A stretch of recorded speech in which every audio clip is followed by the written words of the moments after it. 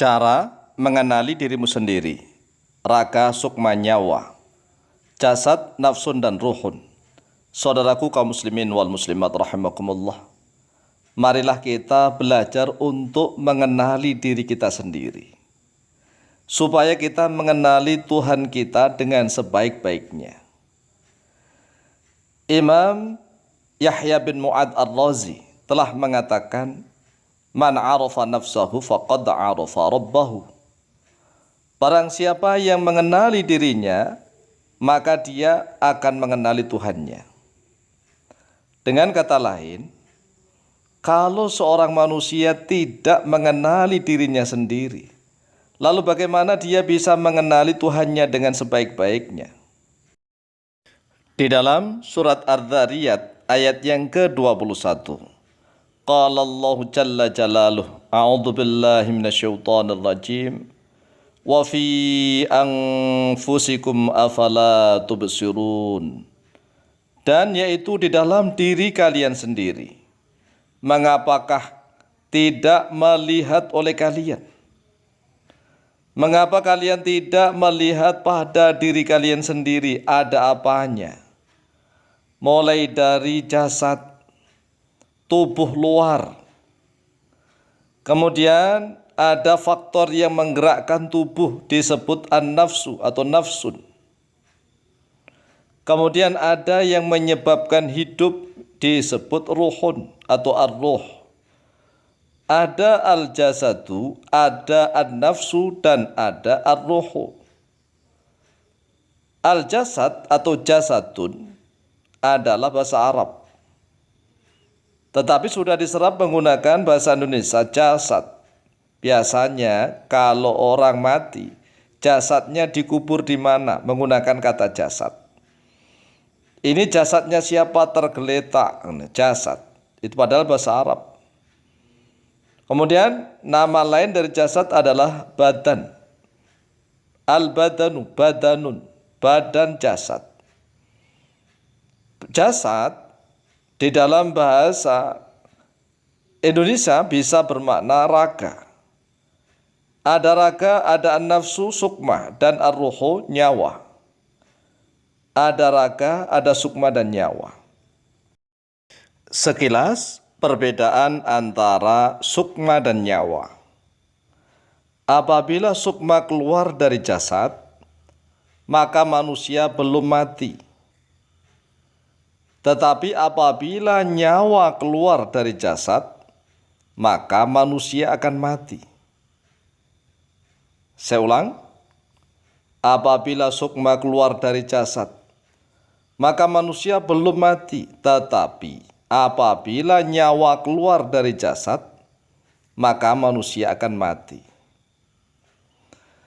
Karena sukma dalam bahasa Arabnya disebut nafsun atau an-nafsu. Kekuatan jiwa, kekuatan sukma yang mampu menggerakkan jasad. Kita lihat tangan kita bisa bergerak karena ada kekuatan jiwanya. Ada kekuatan nafsunnya. Oleh sebab itu tatkala kita membicarakan ilmu tasawuf, kemudian kita menyebutkan kata nafsun, jangan selalu bermakna konotasi yang negatif. Karena nafsun nanti ada 7 tingkatan. Sedangkan roh atau nyawa, apabila keluar dari jasad, maka manusia akan mati. Perhatikan keadaan orang yang tidur. Orang yang tidur itu kira-kira nyawanya masih ada atau tidak? Rohnya itu masih ada atau tidak? Masih ada. Oleh sebab itulah orang yang dalam keadaan tidur itu belum mati. Tetapi mengapa panca inderanya tidak berfungsi dengan baik? Matanya, penglihatannya, pendengarannya, dan yang lain-lain. Karena adalah faktor nafsunnya, faktor sukma atau jiwanya yang sudah keluar dari jasad. Ada lagi orang yang dalam keadaan pingsan atau koma.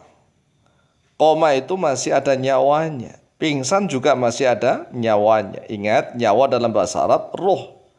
Masih ada rohnya. Tetapi kemana kekuatan jiwanya, kekuatan sukmanya? Disebut nafsun. Oleh sebab itulah mari kita pelajari tentang diri kita ini siapa. Jangan hanya mohon maaf mencari makan, minum, berak, tidur, kencing, kawin, plesiran. Tetapi kita sudah semakin tua, belum mengenali diri kita dengan sebaik-baiknya.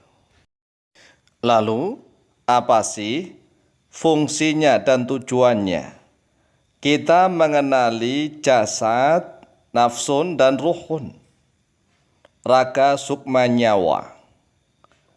3 komponen pokok ini yaitu jasad, nafas, dan ruh. Dalam bahasa Indonesianya raga, sukma, dan nyawa. Karena erat kaitannya dengan Islam, iman, ihsan. Perhatikan. Islam, iman, dan ihsan. Islam, iman, dan ihsan ini di dalam hadis Jibril disebut sebagai agama. Islam, iman, ihsan. Kemudian Islam dibahas di dalam ilmu syariat, iman di dalam ilmu akidah atau ilmu tauhid yang membahas tentang hakikat. Ihsan tujuannya akan membahas tentang ma'rifat. Ada syariat, hakikat, dan ma'rifat. Semuanya harus berthariqah. Ada tarikat. Ingat 3 komponen pokok: jasad, nafus, nafsun, dan roh. Raga, sukma, nyawa. Islam, iman, ihsan. Syariat, hakikat, dan ma'rifat. Kemudian keyakinan juga ada 3 tingkatan. Keyakinan. Tingkatan pertama disebut ilmul yakin. Ilmul yakin, pengetahuan keyakinan. Ilmu itu pengetahuan. Kemudian setelah itu naik menjadi ainul yakin. Ain itu secara bahasa artinya mata. Mata keyakinan. Tetapi yang dimaksudkan adalah pandangan, penglihatan keyakinan. Kemudian naik tingkatan berikutnya hakul yakin. Hakun adalah kebenaran. Kebenaran keyakinan. Jadi sekali lagi ini ilmu dasar yang harus diulang-ulang dulu istilahnya ya. Kita baru belajar istilahnya. Manusia terdiri dari 3 komponen pokok yaitu jasad, nafsun, dan ruhun. Bahasa Indonesianya raga, sukma, nyawa. Kemudian agama tertopang oleh 3 hal: Islam, iman, dan ihsan. Syariat, hakikat, dan ma'rifat. Kemudian keyakinan juga ada 3 tingkatan. Dan ketiga tingkatan ini tidak boleh dibolak-balik tetapi harus berurutan. Diawali dari ilmul yakin, kemudian naik menjadi ainul yakin, dan puncaknya hakul yakin. Sementara ini dulu yang bisa kami sampaikan. Lebih kurangnya mohon maaf. Wallahu ta'ala a'lamu bishawab.